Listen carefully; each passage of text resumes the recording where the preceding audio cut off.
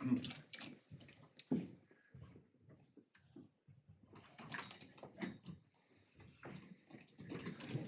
Lords, the position is that the parties are in talks with ACAS. There's no suggestion that there's any unusual term that may cause the agreement to fall through. So in terms of the question you asked before the adjournment, my Lord, it doesn't appear that we're in that situation where there are still material matters to be agreed.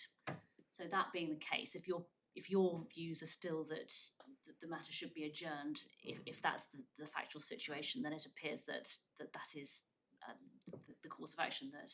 Well,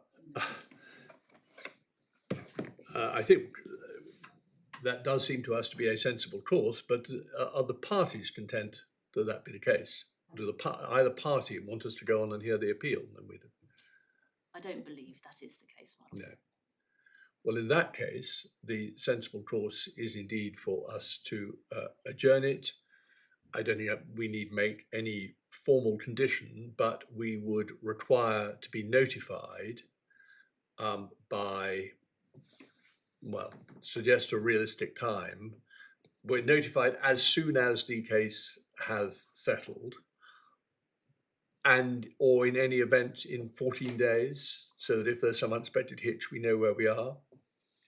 Well, perhaps it could be, you should notify us as soon as the case has settled or definitively not settled, in which case you'll be asking for it to be relisted. That we all agree looks extremely remote. And if it's all going on but taking a long time, I think it'd be a healthy discipline to notify the court within after 14 days. And we will then set a further deadline or ask some further questions. I'm grateful, my Lord. Does that seem sensible to both of you? Yes, thank you. Well, normally when the parties settle, we say, well done, that's very sensible. Being superstitious, I'd better not say that, but I'll say instead, I hope that the settlement negotiations prove fruitful, in which case the parties are to be congratulated for settling rather than fighting. I'm grateful, my Lord.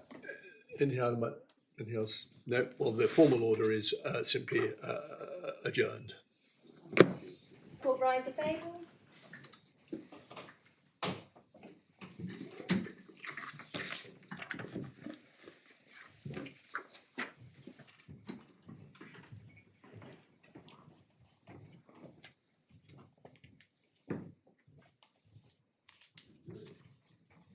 So there's just a 90-second lag again on that.